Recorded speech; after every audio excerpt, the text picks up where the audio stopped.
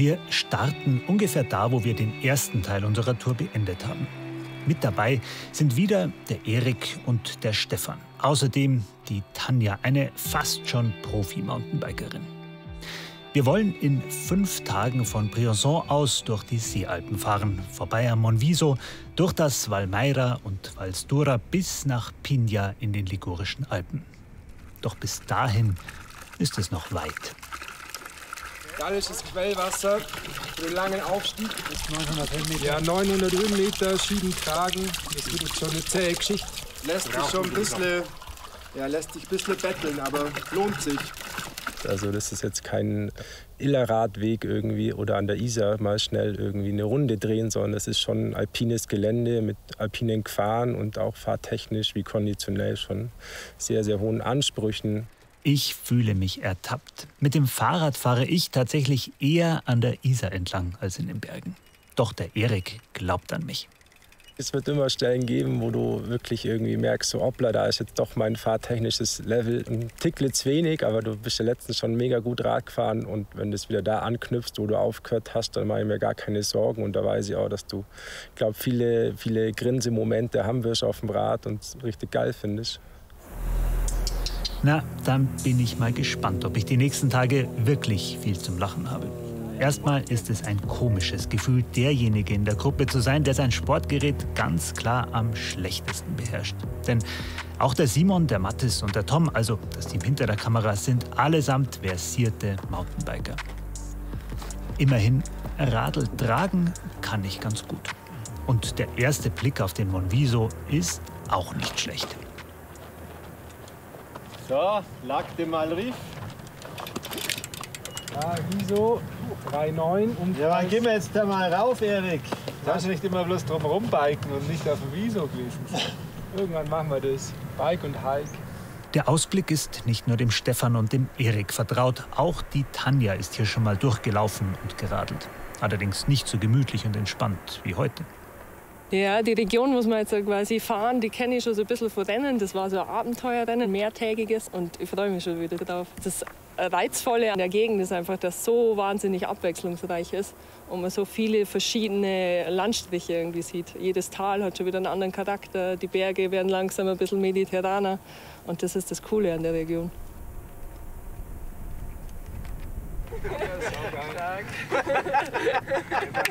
Richtig geil, wieder zusammen unterwegs. Die letzten 300 Meter waren schon einmal.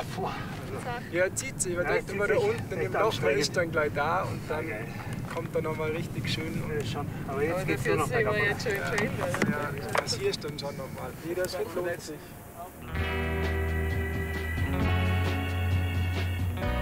Endlich wieder Mountainbiken. Der Stefan könnte sich gerade nichts Schöneres vorstellen. Ich war den Sommer viel zu Fuß unterwegs und habe tolle Gäste gehabt und tolle Touren gemacht. Aber meine Seele hat eine Leichtigkeit bekommen, wie ich wieder angefangen habe, Biketouren zu führen und lange Abfahrten zu haben. Ein S nach dem anderen, Kurvenbeschleunigung, das macht was mit einem.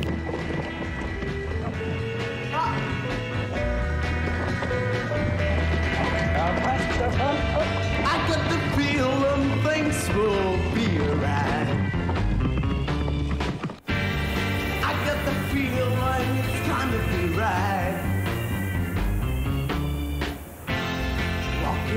Auch wenn ich die Sache nicht so intensiv betreibe wie die anderen, die Faszination, die das Mountainbiken ausmacht, die spüre ich schon auch. Okay, das, was der Erik und die Tanja hier machen, das kann ich leider nicht. Ich mach das lieber anders.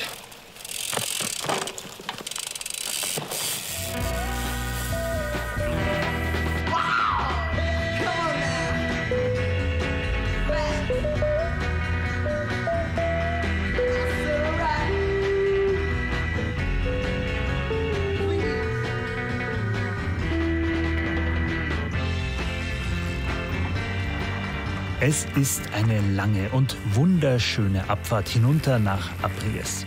Der pure Genuss für Stefan, Erik und Tanja. Und ich komme mit jedem Meter wieder besser rein ins Mountainbiken und am Ende des Tages bin ich ganz schön platt. aber glücklich.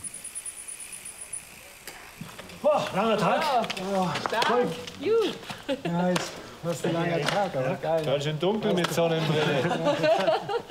Im Eimer Frisur sitzt die in 8 Jahren immer wieder mal. Also. Ich glaube aber jetzt wäre mir nach einem Getränk zumute. Jetzt wird er da. Wie schaut's aus? Machen wir das.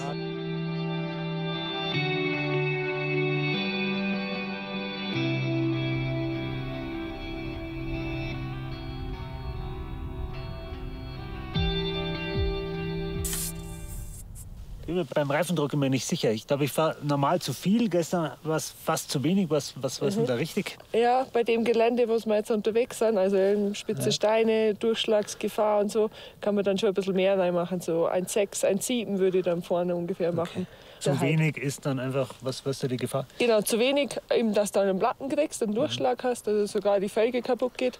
Und zu viel ist natürlich dann blöd, weil man keinen Grip mehr hat und alles sich einfach nicht so gut anfühlt dann vom Runterfahren. Wenn du mit 3 Bar da rumfährst, dann hast du echt keinen Spaß. Also ein bisschen rumprobieren. Ja, genau.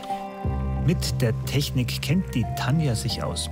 Wer sie übrigens näher kennenlernen will, der findet in der ARD-Mediathek unter dem Stichwort Bergmenschen eine ganze Staffel über sie und einige andere leidenschaftliche Mountainbikerinnen. Kann ich nur empfehlen.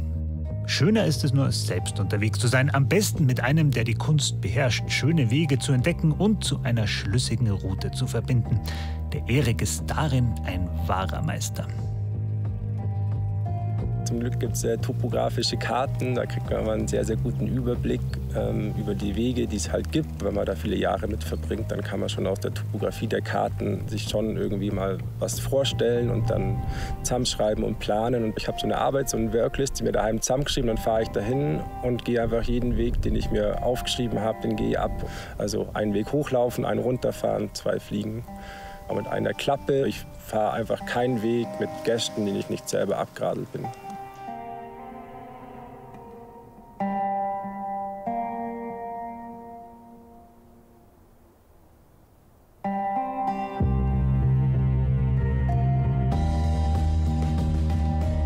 Die Landschaft, in der wir hier unterwegs sind, ist atemberaubend.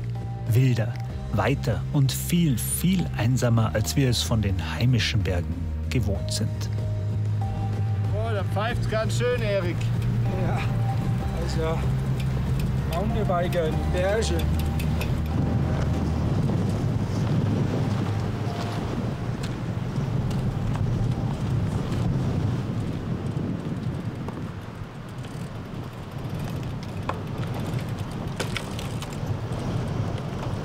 Höchster Punkt der Tour, oder? Oh, Hier, 3000. Wie viel? 25. Boah, es zieht. Oh, das zieht, ja. Oh, Fisch. Aber Gipfeldoblerone gibt es auf jeden Fall. Und Brotzeit machen wir dann im Süden, wo die Sonne herbrennt Sonne und warm ist. und warm ist. Ja, geil, vielen Dank fürs mit hochnehmen. Hey. Ja, gerne. Die schwerste Die Last ist die Toblerone. Den ganzen Berg mit rauftragen. Schmeckt am Berg am besten, ja. So ein Gipfel ist natürlich ein Höhepunkt jeder Tour. Fast noch wichtiger sind dem Erik allerdings die Abfahrten, an die er allerhöchste Ansprüche stellt. Es muss so ein Gesamtkunstwerk sein, es muss einen Ausblick haben, es muss von der Natur her einen Reiz haben. Es kann ein wahnsinnig schroffes, hochalpines Gelände sein und vielleicht wirklich sehr, sehr anspruchsvollen Stellen. Und dann geht er über in einen geilen, gemischten Trail, der Absätze hat, der steinig ist. Und irgendwann endet er in einem Wald mit super tollen Waldboden, Wurzeln, schnellen Kurven, wo man springen kann.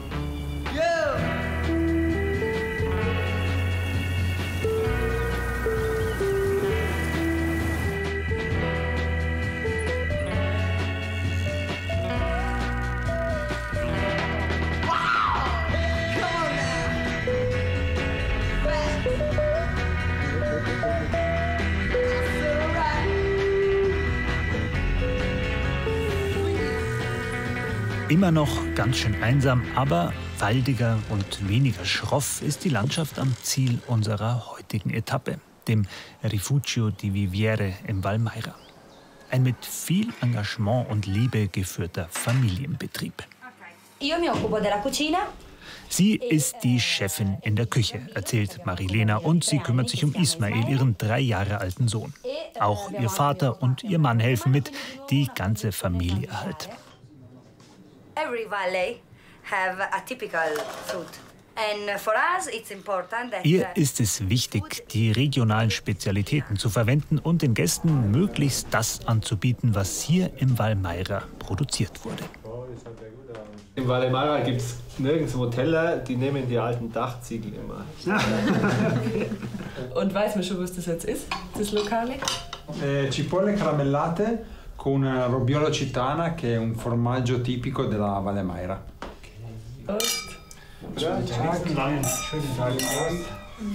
Die karamellisierten Zwiebeln an einem hier produzierten Käse waren nur der Auftakt eines Mahls, das uns bestens gestärkt hat für den nächsten Tag unserer Reise. An dem wir von Teresa, der Fahrerin unseres Begleitfahrzeugs, erstmal ein wenig durch die Gegend kutschiert werden. Durch eine ziemlich verlassene Gegend, die bei weitem nicht so übererschlossen ist wie die Berge in Bayern oder in Tirol. Du bist halt in einer viel ursprünglicheren Natur unterwegs und die Großstädte sind natürlich auch weiter weg. Das heißt, diesen Overtourism, wie wir im Allgäu zum Beispiel haben, den hat man hier nicht. Und dadurch wirkt die Landschaft halt anders. Und ich finde, man ist entspannter und man erkennt, dass man auch Gefühle hat, die durch die Natur genährt werden. Am Colle Fauniera ist die Natur, die Stefans Seele nähren kann, ziemlich rau und karg. Wieder neue Landschaft. Ja, da drüben geht es Richtung Valle Stura. Das Valle Stura ist heute unser Ziel. Wenn wir es bis dahin schaffen, denn an Mensch und Material treten die ersten Verschleißerscheinungen auf. Du startest heute im Laufrad, oder? Ja, da hast du recht. Mir hat das Schaltwerk gestern abgerissen. Hey. Ja, wie ist das passiert? Ja, ich bin in so eine Wasserrinne rein und habe einen relativ großen Block locker gefahren und der ist mir halt in die Linie gerollt. Zuerst an die Wade und dann habe ich es hinten so leicht klacken gehört und ich hatte schon so eine Vermutung. Und wie ich dann schalten wollte, war das an der Kette gehängt. Und jetzt schauen wir, dass wir in Sambuco beim Bartolo, das sind Freunde von mir, dann kann ich von denen ihrem Rad eins abbauen. Okay. Und die leihen sie mir dann. Gut, wenn man die hat. Ja, ne, das sind super Leute unten, das ist cool. Also die helfen einem immer weiter. Und wie geht's der Wade? Ist die wieder fit? Ja, ich habe Lavendelöl drauf und heute Nacht bin ich noch mal raus im Brunnen und habe die Wade dann ja, nach dem Rotwein. Okay. hat geholfen, war super. Jetzt helfen wir dem Stefan und wir ziehen ihn ein Stück. Lange muss er diesen Service nicht in Anspruch nehmen, denn schon kommt der nächste traumhafte Trail, an dem es ganz von selber rollt.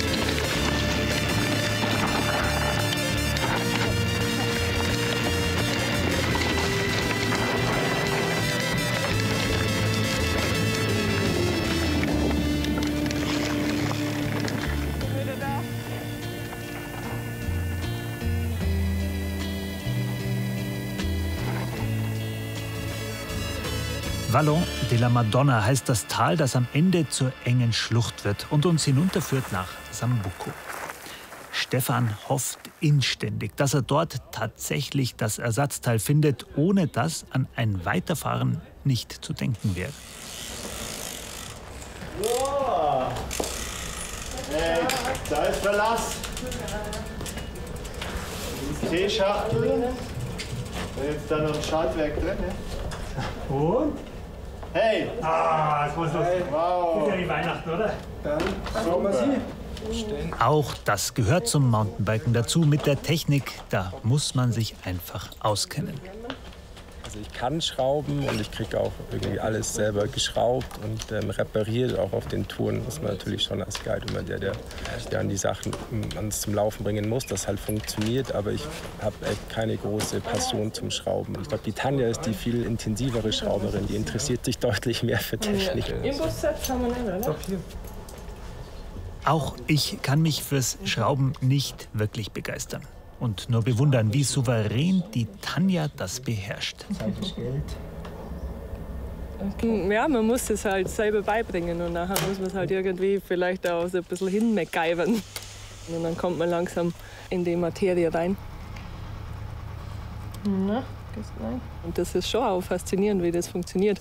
Oder auch mal schnell irgendwas aus dem Nichts halt reparieren, wenn man nichts dabei hat. Das ist schon irgendwie cool, ja. Stefan, jetzt geht's wieder auf. Ja, endlich. Läuft, oder?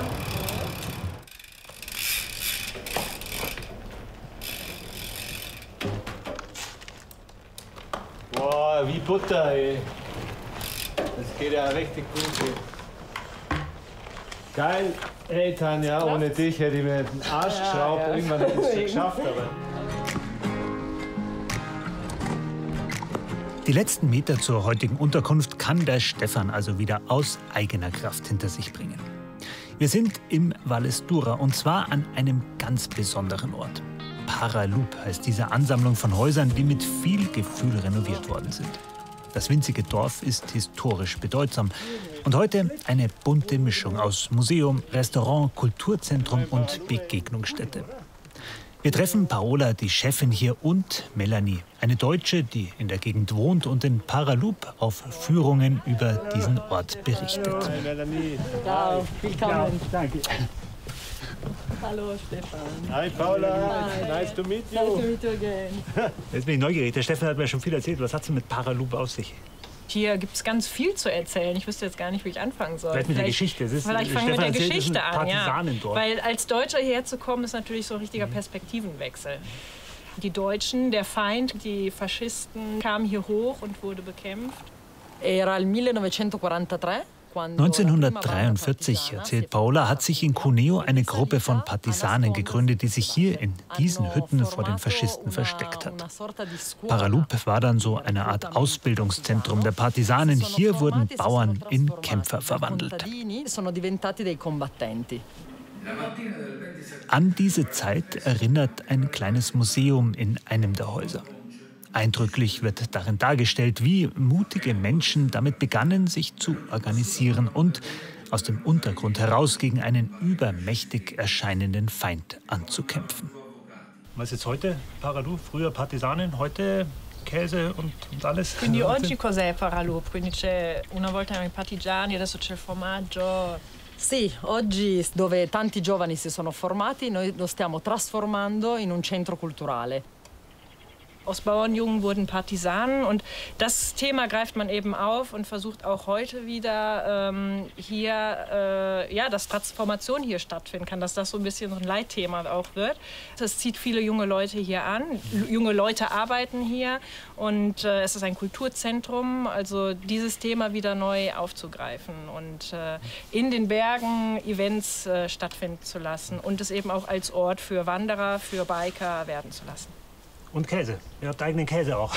Ja, wir haben Formaggio. Proviamolo, proviamolo.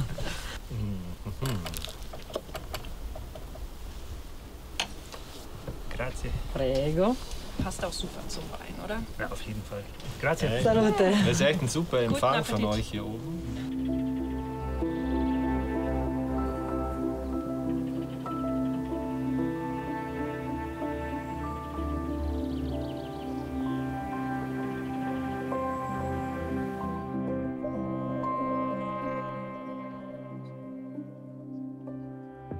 Ein Ort, an dem wir perfekt auftanken können für die nächste Etappe.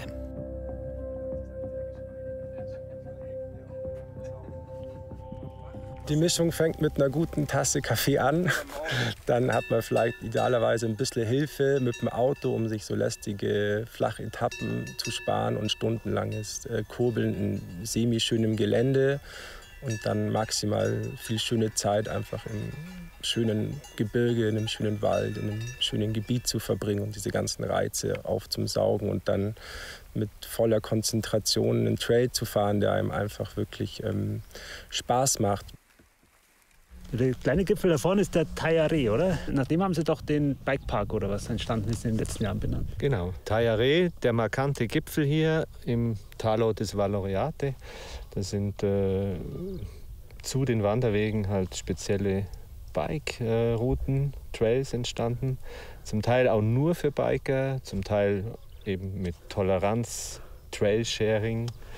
Biker passt auf die Wanderer auf, Wanderer toleriert die Biker. Da entsteht ein ganz tolles Projekt im Tal. Und wir finden jetzt super Wege zum Runterfahren.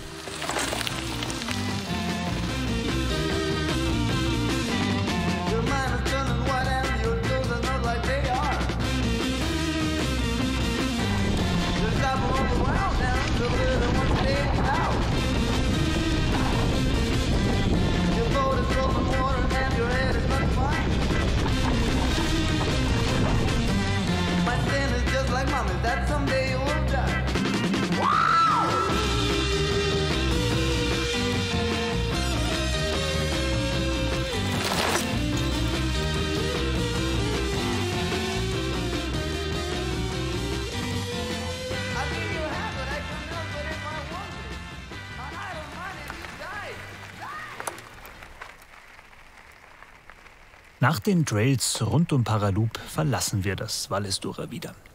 Bevor wir nach Frankreich fahren, treffen wir am Tendepass auf ziemlich beeindruckende Ruinen. Ist man hier eher Franzosen oder Italiener? Ja, man weiß es irgendwie nicht ganz genau. Also aktuell sind wir auf französischem Boden, aber 10 Meter weiter ist Italien. Natürlich schon die Frage, wer das jetzt baut hat. Da die Italiener, da die Franzosen, oder? Ja, ich glaube jetzt nicht, dass das die Italiener waren und da die Franzosen. Ich glaube, das war dann schon irgendwie entweder Italien oder Frankreich, die das Ganze irgendwie gebaut haben. Aber wir sind leider geschichtlich ziemlich flach aufgestellt. Ich habe versucht, diese Wissenslücke zu schließen und immerhin herausgefunden, dass die Festungen hier Ende des 19. Jahrhunderts erbaut wurden, als das Gebiet zu Italien gehört hat. Überhaupt Frankreich, Italien, Gemeinsamkeiten und Gegensätze, die uns bei unserer Tour ständig begleiten. Also ich habe ganz viele tolle Freunde und Bekannte auf der französischen Seite. Aber bei den Italienern, oder was heißt Italiener? Eigentlich sind es Piemontesen. Da kommt noch irgendwo eine Liebenswürdigkeit dazu, die einfach ausgeprägter ist. Das gibt es auf der französischen Seite nicht. Das ist halt dann strukturierter und enger.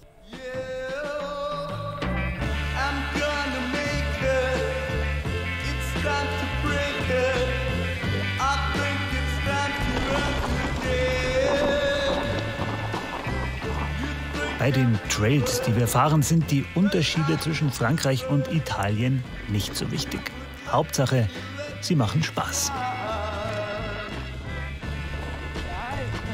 Die größte Faszination ist wahrscheinlich halt dann diese Geschwindigkeit.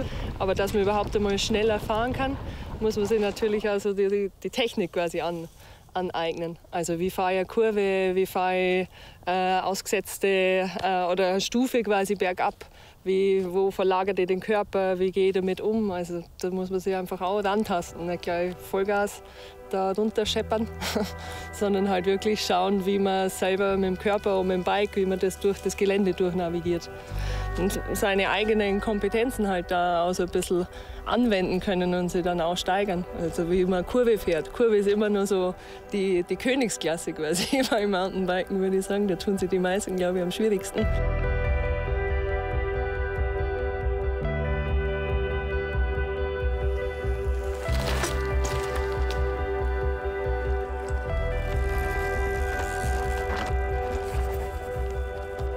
Ich finde, der Reiz ist der, dass man so von der Belastung her das voll genießen kann, dass man körperlich müde ist aber halt irgendwie nicht komplett platt ist, dass man irgendwie vorm Abendessen tot ins Bett fällt und eigentlich irgendwie den Tag gar nicht genießen konnte, weil man am Abend so paniert ist.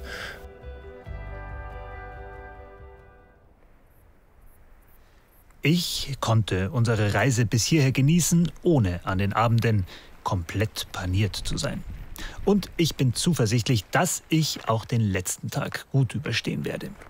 Der Plan ist, vorbei am Toraccio und den ligurischen Grenzkamm entlang bis nach Pigna zu fahren, von wo es nur noch ein paar Kilometer sind bis zum Mittelmeer.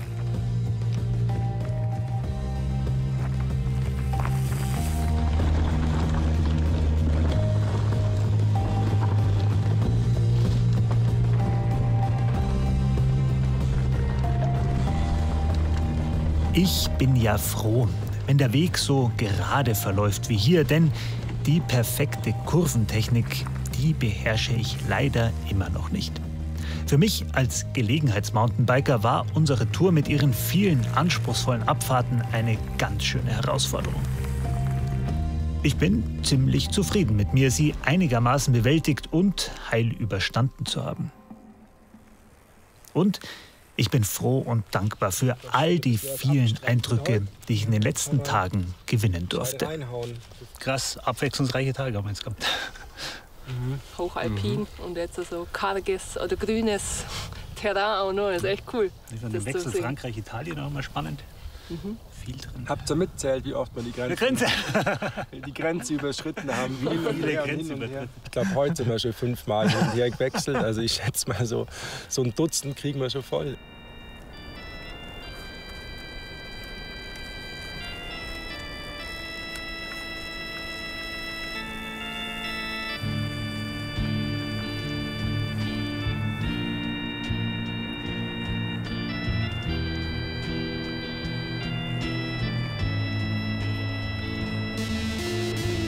Jedes Bergabenteuer oder jede Bergtour ist für mich was Besonderes. Also egal, ob man die Region vielleicht schon kennt oder auch nicht.